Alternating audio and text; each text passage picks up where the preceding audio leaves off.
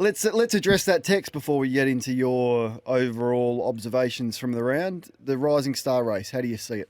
First of all, no need to be sorry. I love when I hear you up and about and full of energy like that. What So rubbish. That is honestly, don't even talk to us, Tom. Like, you're embarrassing yourself.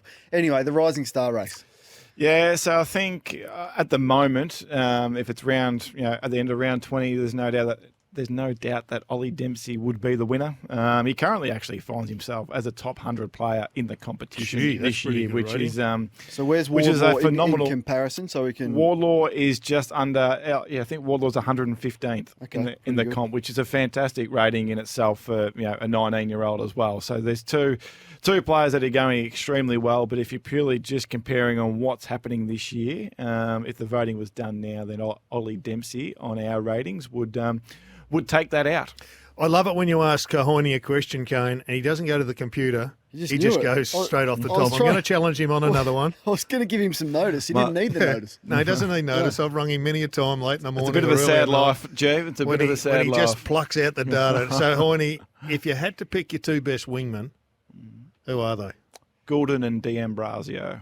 Oh, this is a good. So this is a topic. Great topic. I just want to lift the lid. Gerard and I have just been having a bit of back and forth on this and where Akers sits and the role of the wingman and what do you do with All Australian when you've got so many great midfielders who could play wing. There's no doubt about it. They could be successful wingmen, but they're not playing wing. I mean, where do you sit on the debate of how that team should be selected and leaving out a gun A-grade midfielder who's had an enormous season for a specialist wingman? Yeah, well, we've had this discussion, over a number of years about, that you've had to have had an All-Australian type season to be selected in the All-Australian team, which is absolutely fair enough. I'm still of the belief that you're picking the All-Australian team purely off position and you're picking the two best wingmen of that season who have played wing that year. If they've had an All-Australian year. Yeah, but they've had an All-Australian year in comparison to all wingers across the competition. It is difficult. And we've had this discussion many times, but it's so difficult for a wingman to compete with a midfielder. We know there's so many great midfielders, but you'd be doing it on your 100 minutes plus, I suspect, which gives you a greater insight into the comparison of an orange with an orange. Yeah, correct. So I think I think that you'll always have two wingers that have had two All-Australian type seasons for that particular What position. sort of rating would Errol have had? So Errol's, there's no sort of, conversation around Errol. I mean, Errol's season this year is just an All-Australian type season. Fair enough that there is a bit of a conversation to be had, Kane, for you guys at the at the selection table in regards to that second winger. D'Ambrosio's season has been really good. Who'd be third?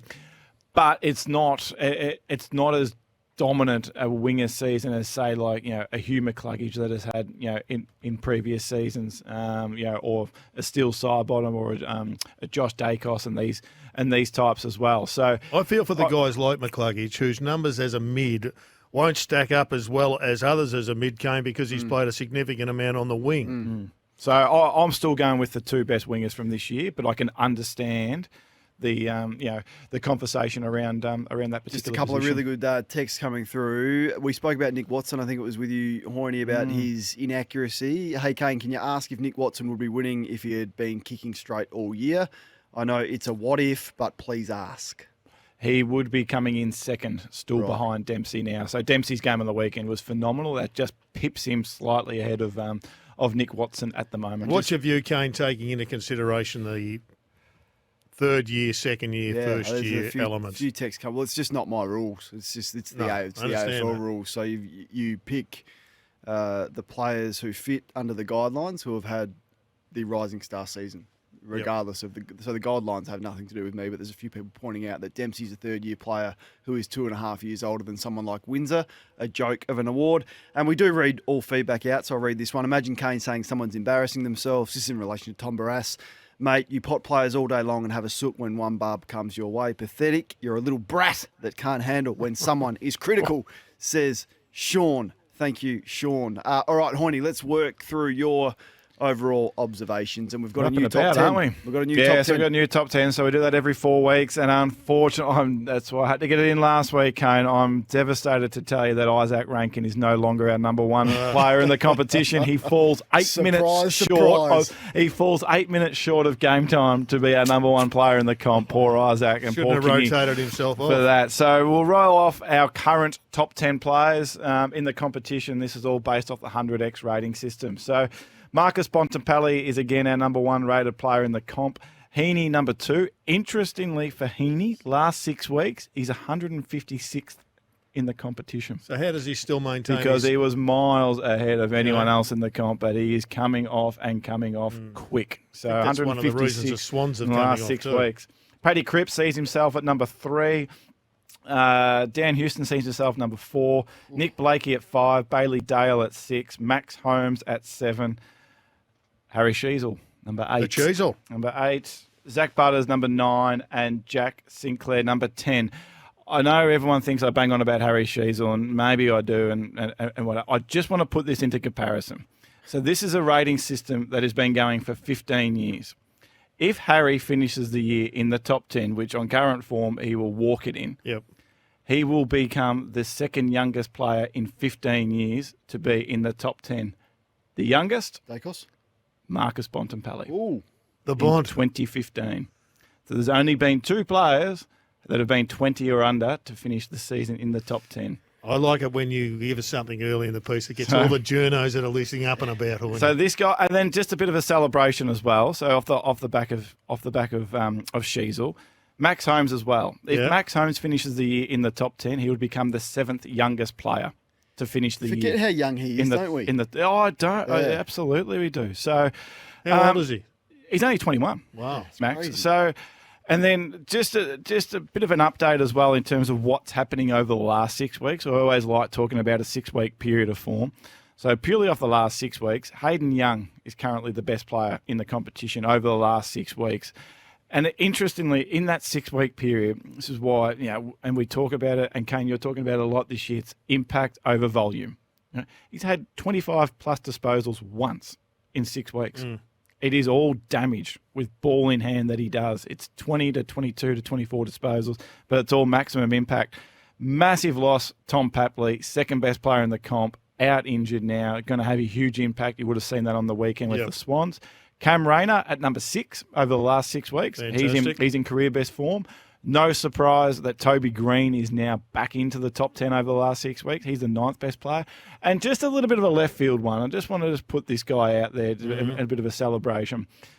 Cullen Waugh's been moved to the wing recently, and he's starting to have some significant impact in terms of that position and the impact that he's having on the comp in that role. He's now inside the top 20 in the comp over the last 6 weeks. So just keep an eye on this. Well done. Move. Yeah, so well done to Kingsley and just, just changing that magnet. Obviously, Josh Kelly out at the moment through injury. A little bit of Finn Callahan on there, coming now out with injury, having to actually make some things up on the go.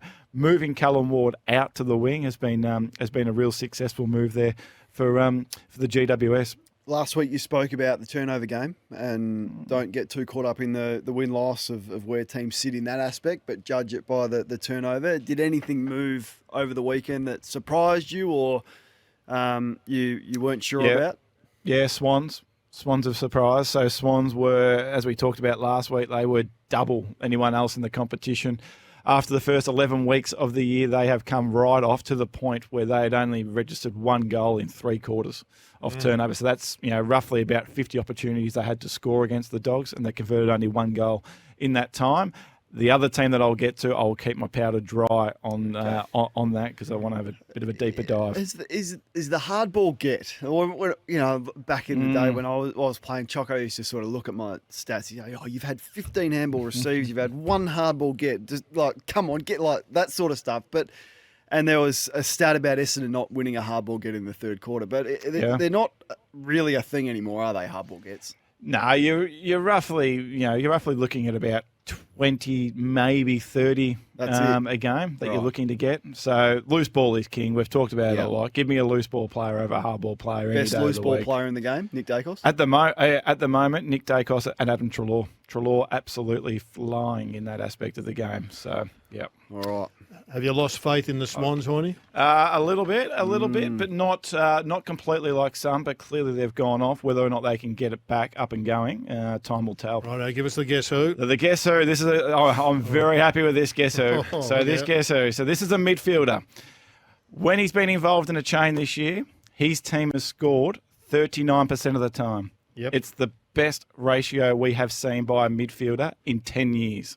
Is it not Sheasel? Surely you haven't gone. No, surely you haven't gone Sheasel. I couldn't go double Sheasel. I can't. He plays for an interstate. He plays for an interstate team. Non-Melbourne-based. Plays for an interstate team. He's a midfielder. So this player is a midfielder, and when he's been involved in a chain, his team has scored 39% of the time. That's the best ratio we have seen by any midfielder in more than 10 years. Plays for an interstate team. I'm going to go with Caleb Sarong. Yeah, he's been popular on here, Sarong. Okay. Been really popular. No, not Sarong. I'm going well, though, Caleb. I was toying with Harley Reid, but they don't score enough, I don't think. But I'm going for McCluggage. Yeah, McCluggage is on here. Hayden Young was just coming through left, right and centre as well. Look, I had to put this in here. I actually came across this afternoon, so it was very late. Kane, we had a bit of a laugh, me and you, last week about Isaac, and this is just to buddy you up here because it's your man, Jason Horne-Francis. I was right.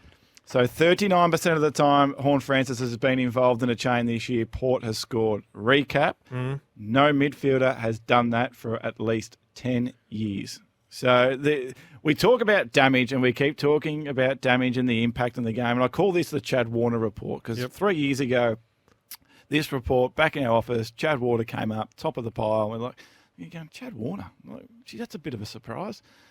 You know, and now we all know what Chad does. Data doesn't lie. Yeah, so I go to this report constantly to try and measure the impact. So Horne-Francis having an unbelievable year, obviously, in that. Warner is again second of any midfielder in the comp this year. Petrarca was tracking as the third best midfielder in the game. Isaac Heaney fourth, and then Hayden Young comes in at number 5.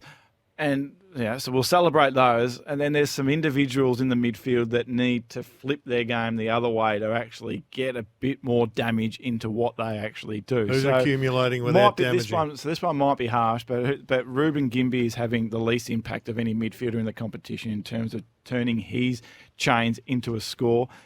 Tom Green comes out second as a second lowest ratio of any midfielder in the game. You know what I've noticed about him is he's got into a bad habit of receiving the ball and then just quickly snapping it. It's the Clayton Oliver. So he's got to absorb the pressure around him. I think Scott Pendlebury, as a young player, has got plenty of time to get this into his game. He's got more time than he realises, and far too often it's a quick kick, either out of stoppage or in just general play. I noticed it against Melbourne on Saturday night, and he can be better than that because he's such a big body. He can welcome the tackle and then handball off and just play with a bit more composure. But I think it's really good that it comes up in the numbers, but I think that's something that he'll be able to work on and work his way through.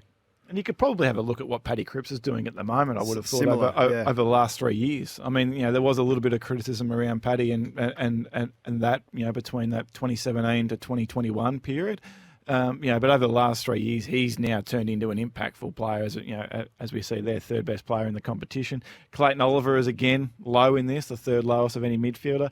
And then I reckon a guy who's dropped off a little bit, Kane, is Jake Saligo. So he comes in as the fourth lowest midfielder to turn his chain involvements into a score this year. I thought he had that patch, for probably about a 2-month period. Yeah, he was great early, really well. And I think he's just fatigued. It's a big workload to be them. He's really basically turned himself into their main midfielder.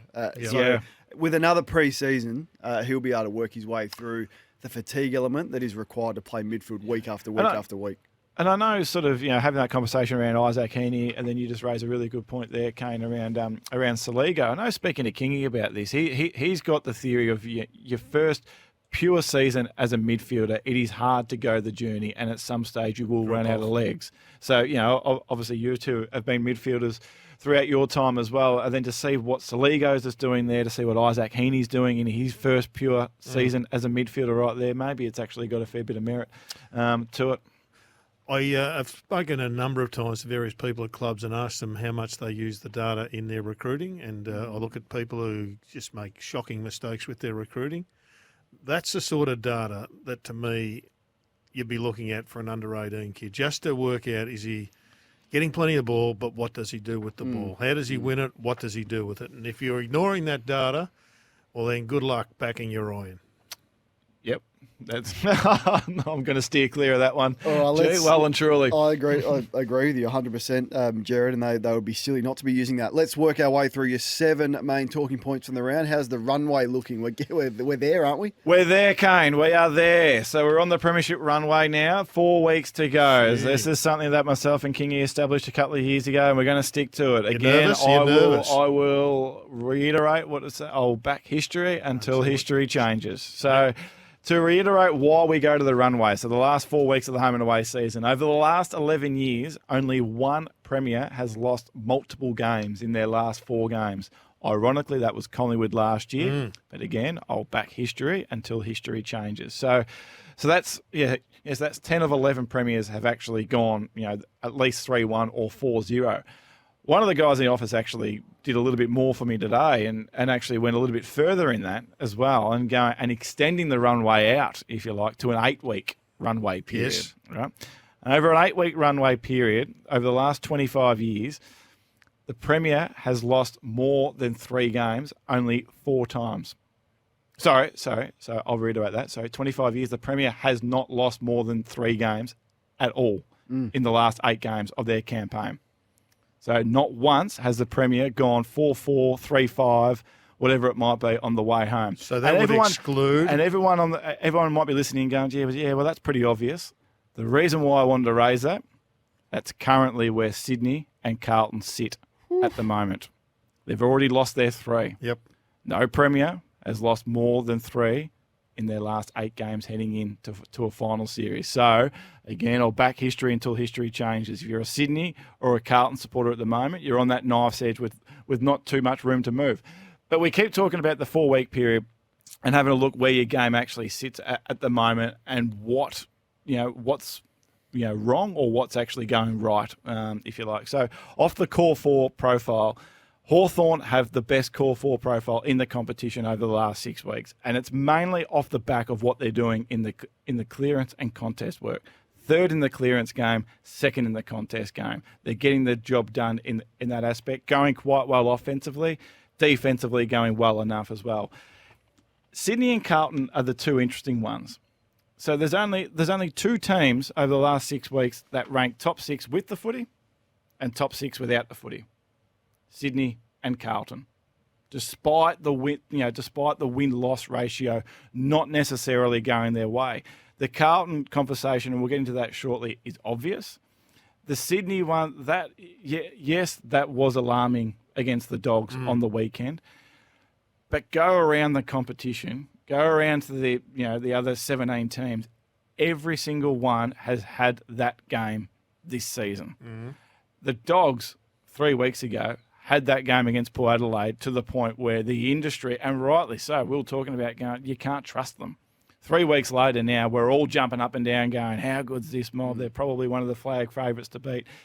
The Swans have some injuries. That's probably the biggest concern at the moment. And then what the opposition are actually doing to them. We talked about them at round 11, that can get picked apart. But I'm not jumping up and down about the one performance and getting too concerned around that. Yes, they have some aspects of their game to work on, but it's not as if you're looking at going, this is a disaster. This is a shocking profile at the moment. They're in a heap of trouble. They need to flip this, flip that, do this, do that. They've got little aspects of their game in which they can work on. What's the main aspect they need to work on outside of contest?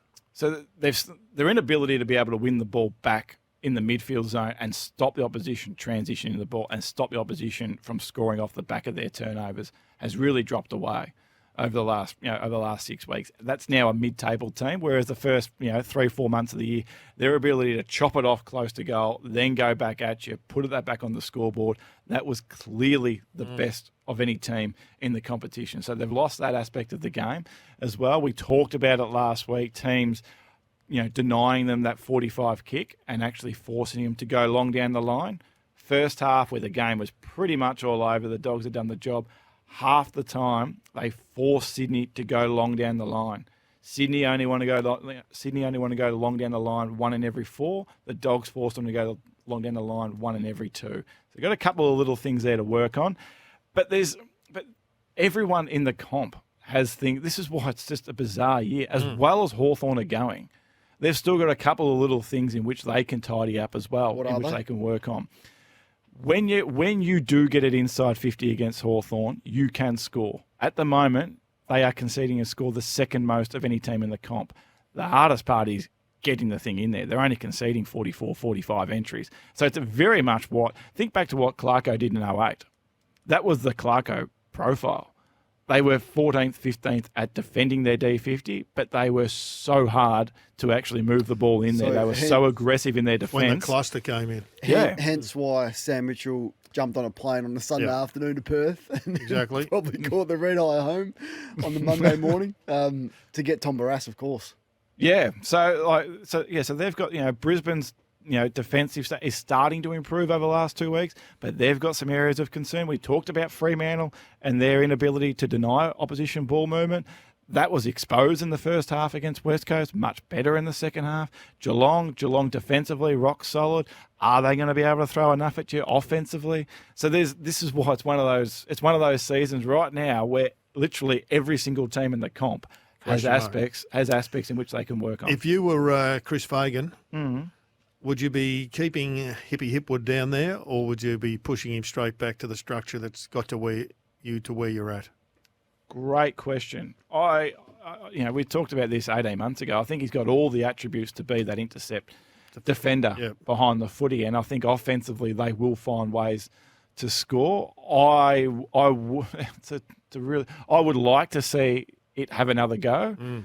But I can also understand why they wouldn't. With only 4 games to go, as we said, there's not too much time to tinker, especially with a significant structural move like that with 4 weeks to go. So if you are going to try it, I'll be trialling it this week. If you're not trialling it this week, put it in the kit bag for when you absolutely Well, it worked pretty well last week. Yeah, no, I liked it last week. I thought it was good. He could have had some goals kicked on him, but when Harris Andrews come back, he's actually the second tall, not the first tall. It would be. Sometimes you need to make that brave decision, I think, to win a flag. That would be one of the bravest decisions we've seen for a long time to make such a significant structural move with 4 weeks to go. Come on, Fakes. Come on, Fakes. That was the Premiership Runway. Let's drill down on a couple of those teams that are perhaps struggling. We'll start with the Blues. So we'll start with the Blues, and as I said, they've lost 3 of their last 4. This might sound ridiculous. I'm not panicking, and I'm not jumping off Carlton at all. And Kane, you asked me about the turnover game, and the turnover game being king. Why? 17 of the last 18 premiers have been top 3. Keep banging on about that at length. They are the number 1 turnover team in the competition. They've well and truly overtaken Sydney in the turnover game. Again, they won the turnover game against Port Adelaide on the weekend. It was their inability to defend stoppage, which has been the constant issue. I'll back history until history changes. So, for the last 20 years, the number 1 turnover team in the comp, this is what they've done. They have made a prelim 19 of 20 years. They have made a grand final in 14 of the 20 years. Sheesh. Only once have they not reached a prelim. That cheered up a few Blues fans. Yeah, they're burning their scarves this week. We've got Sammy Walsh on the TV as we speak, and he's nodding his head. There's a butt coming, so that's the good. So 19 of 20 have made a prelim. Yeah. Right, they keep going like this. It's so frustrating to watch what is happening at this stoppage situation. So to concede 6 scores from D50 stoppage against Port Adelaide. They've conceded close to 10 goals more than any other team in the comp. From stoppage? From defensive 50 stoppage, which should be the easiest part of the ground to defend. So many bodies down there. Should be the easiest part of the ground to defend. You should be giving up maybe 1 goal a week at most, and they're giving up 10 goals more than the next worst team in the competition. And Kane, you've got the segment on Friday in the gun. Who's in the gun? Defending stoppage is a talent. I think is more of a talent-based issue as opposed to a system-based issue. Mitch McGovern, for me, is the one that really needs to come to the party over the next 4 weeks. So everyone talks about Wiedering and their second key defender and the lack of second key defender and that getting exposed.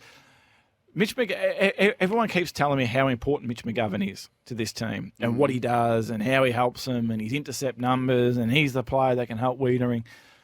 So take out his first 2 games of the year. He's AFL number 66 for intercept marks per game. That's not good enough if you're paid to be an interceptor. And in his last 12 games, he's only taken over 2 intercept marks twice. And everyone tells me that he's this interceptor. He's the one that needs to get going, because if he gets going and he turns into this interceptor that everyone keeps telling me that he is, then I think that this stoppage issue from centre bounce can correct. How they correct this D50 stoppage, that's why I'm not panicking too much. It should be an easy fix. Is it because the ball's not coming in with enough pressure on it and not enough dirty ball? I mean, that's what they live on, these interceptors. A little bit, but Carlton's pressure this year has been up there with the best in the competition. Trying to get an excuse for him. This has been a 20-week. This has been a 20-week issue. Righto. He must have. He's one of those players that plays really well when he's out of contract. He must have a contract secured. I don't know what his contract status is, but he's one of those serial. No, he's one of those serial. I play for a contract defenders, Mitch McGovern, and when he's got it, he takes the foot off the pedal. When he's searching for it, he plays like a man possessed. There's a couple of those running around. I'll give you my list at some stage, Gerard. I like the Let's list. move on to the Bombers. Speaking of burning down grandstands, as Matthew Lloyd said they might do at the start of the year if they don't make the finals. Yeah, so there's a lot here in which we can unpack, and we'll just keep it really simple. Has history changed? And we've talked about at length Essendon's inability to defend opposition ball movement. So they're again the 4th easiest team to move the ball against this year. 15th, 17th, 18th, 18th, and 15th at defending opposition ball movement for the last 6 years. That's not going to get the job done in any sort of profile. And I reckon when you look at, and we talked about this at the start of the year with the role players in these positions, the small forwards that get up and back and help in that ball movement game, both offensively and defensively, and how important that they are. Think of what Hawthorn are doing right now. Look at what Hawthorn, they're one of the hardest teams in the comp to move the ball against. Yep. They've got 5 of them. They just get up and back, up and back, up and back. Think of what Geelong used to do. Think of the Bulldogs now. They've got Vandermeer, they've got West, they've got McNeil playing those roles. They're not important like Cottrell and Fogarty at Carlton. Carlton, one of the hardest teams to move the ball against. Yep. You don't go to the footy to watch Matty Cottrell play, as he said. The Bombers, who have they got in that area? Like Hobbs has been used there at times, but he was drafted as a midfielder. Yeah, Menzies not getting the job done. Jay Gresham was traded in. Jay Gresham is not that player. He's not that role player that's going to get up and down the ground. Davey's only young. We haven't seen enough of him to suggest whether or not he's going to be that player. But if I'm Essendon, this might sound really silly. That's the type of player that I'm going to the trade and draft period to get. Because I can't remember, you look at the trade period, Kane, over the last 4 or 5 years, and go through the names on their list at the moment who have been acquired through trade. They haven't addressed that. None of them have been that player to go out and get a specific player to get that role to help what has been one of their biggest issues over the last 6 or 7 years, and until that changes, do you think they've identified that issue? I don't know. But until you look at the Giants, that's all they recruit these days. They recruit small forwards. Yeah, sorry, 100%. If you could pluck one player from any club to put in that lineup, who's doing it the best? Who's playing that role the best? Do you think? I reckon almost Connor McDonald would almost be up there in that role. If you could at the moment. pluck Connor McDonald and put him in, because his ability to be able to impact scoreboard Brent offensively Daniels is there, and then just what he does deep. It's like what Kane Lambert used to do 7 years ago for Richmond. It's a phenomenal role that he's playing. So but there are so many of these guys out there. If you haven't got them, it is hard to participate. Name me a few. Daniels in this aspect of it. Well, look at GWS. Yeah, they got Daniels, Jones, Thomas. Yeah. Actually recruited one with their first pick last year, and we haven't seen him. Who's that? GWS? Yeah, so they got another one as well. Hawthorn have got them coming, Hawthorn got 5. Like Geelong, got a couple. Manor, Myers, Close, Stengel, Dempsey, these guys, they just get, if you haven't got them, it's hard to compete in that aspect of the game. That's where I'm going to work if I'm Essendon over the off-season to try and address this issue. I think they do have a young small forward, Isaac Kako, who may be able to fill that role, who was... I think an NGA, Gerard, somehow with the rule changes means they're going to get him, aren't they? Yeah, they're going to get him. Fall to the Bombers. So maybe, and I don't know if he's the offensive type more so than defensive type, but I'm sure they can build that into his game, which would have them excited. Coming to us with multiple Guess Who's this evening. Gerard, your guess on the 5 under-23s performing above expectation. Which club? I'm going a toss-up between Hawthorn and Sydney. I'm going Sydney. Is it Sydney? Kane? Oh, I'm going to go with Melbourne. Melbourne. No. And No, I don't no. reckon. No. And It's a double no. And I don't reckon. In all fairness, I haven't seen anyone come through with the correct answer. I don't think people would get it in 10 guesses. Hence why I wanted to do a second guess who. I had to do the Horn Francis one for you, Kane. Yeah. And this one's second. Geelong. Right. Have the second most under good one. 23-year-olds in Yep. the comp this year that are performing 10% above expectation. So the rebuild whilst maintaining competitiveness in the eight Little going bit, well. yes, correct. So those 5 players. So Holmes is through the roof. Humphries has come in. He's through the roof. Conway in his appearance this year were through the roof. Conway will still be their number 1 ruckman moving forward. Yep. Sam DeConing going well above expectation, and Ollie Dempsey going well above expectation, and then Ollie Henry is just outside that We group can't as put well. Conway in, Hoyne. Can we? No, we just look at the Come 5 on, games. I'm not The 5 letting that games. get through. 5-game minimum, Kane. 5-game minimum Conway. across the comp. He's not 5 even games. getting picked. I know he's injured, but he's not even getting picked when he's fit. Youth. It's just that's the way to look at it. So the 5 game. So the Who'd be 5-game next? period. Who'd be next? Hawthorn are next. Yep. So Hawthorn and Kane's not happy with that. They got any three gamers at Hawthorn doing well? I could Got a couple of three gamers down at Hawthorn Kane going But what well. it does, it's a way in which you can actually strip back just in terms of how the youth is going. So if you're Essendon at the moment, Essendon are going back the other way. Essendon have only got Martin and Durham that are performing above expectation, and then actually have quite a few that are performing well below expectation, which creates the discussion at the list management table in terms of what do you do with these? Like, do you trade Nick Cox now whilst he has a little bit of value, or do you wait until the value's gone? Harrison Jones, what do you do with him? Do you trade him whilst he has a little bit of value, or do you wait until the value's gone? I'm not saying what's right or not, but that's what the relative ratings does, is just create these conversations in terms of what you do at the list management table come October. So I just wanted to put that on the agenda at the moment in terms of what they're Going doing well down in the the category. highway. Let's look at who the coaches missed, and it certainly wasn't Toby Conway, but you want to start with Friday night. He's not happy. He was very happy 25 minutes ago. Oh, is that He's right? he's absolutely The only bone I've got to pick with the ratings is, Yep. and you know this, and you know my thoughts on this, The ruckman? is that it overrates ruckman. Yep. No, I agree with that. I can't argue against that, which is why our new rating system takes that into account, because you're comparing rucks against rucks Yep. as opposed to comparing rucks Who against is the number 1 competition. ruckman in the comp right now? Max. Still Max? Yep, still Max. Number 2? Tom DeConing. Number 3? Might actually miss soon. Actually, Tom DeConing through a lack of minutes. Okay. Tristan Cherry's actually pretty Flying. close. Yeah, Pretty well close done. in that regard. So, so who do the coaches miss? Sorry, we've just got to get off that. Just got to make sure we get Kane nice and happy again here. We will stay. He's still you don't fired have up to over keep Tom me, you Barras. don't have to keep me happy. I'm happy to challenge you, and you've got to answer to it, which is what it's all about. It's what Talkback let's get Radio stuck in and it. this is about. Friday night, we'll start there.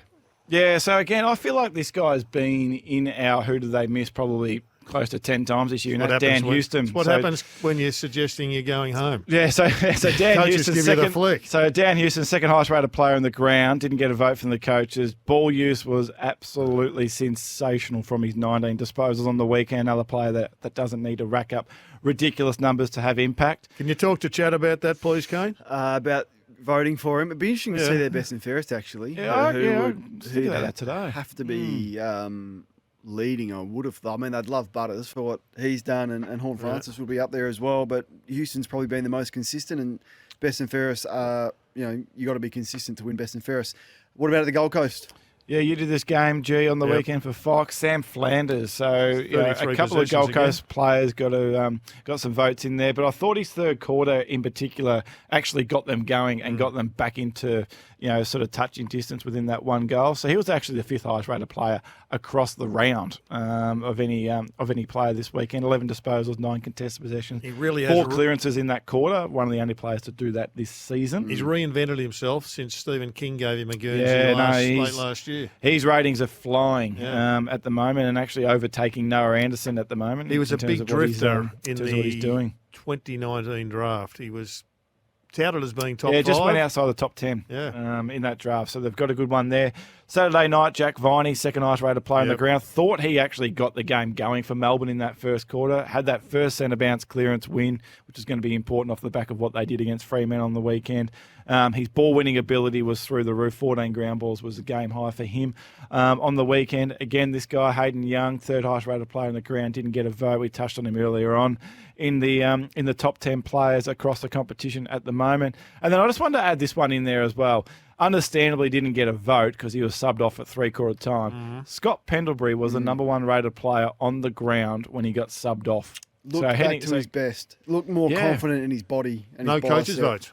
No, I can understand that. I can understand why he didn't get a coach's vote, but just thought throw it in there given that it is the week to celebrate the champion Collingwood player, and at game number 399 from when he was actually playing, he was the number 1 rated player on the ground. The MVP, most damaging player for the round, was... No surprise here. Harry Sheasel was the most damaging player. That was the 6th best game by any player in any game this season. From a ball use perspective, Ollie Dempsey was clearly the most impactful player in the competition, from a ball use perspective.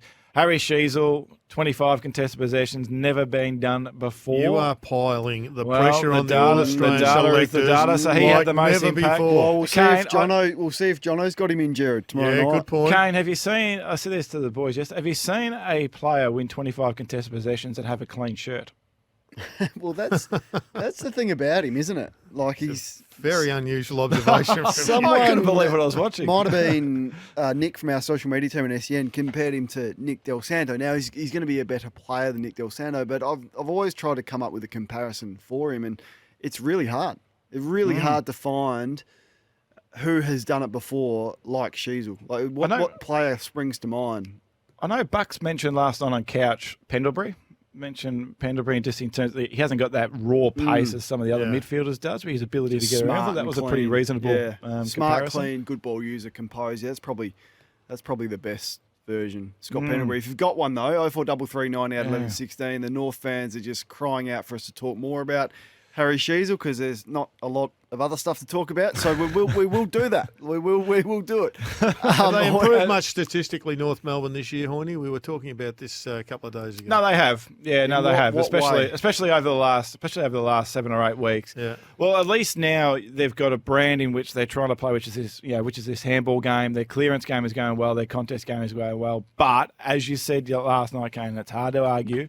They do have a lot of deficiency still in their game. So the core 4 stuff that me and Kingy follow, only West Coast and Richmond have a worse profile in the comp at the moment over the last 6 weeks. Simon from Sydney, we appreciate your feedback as well. All right. Your gem of the round, and it was good to see this guy finally back in form. Yeah, Darcy Moore. So this is a strange one that our guys have got, but I really appreciate it. 18 disposals, 100% disposal efficiency, 13 spoils and 13 intercepts. Never been done in a game of footy before. So well done, Darcy. Well done, Darcy. On the weekend. And what would be the bit that has never been done so much? The 100%.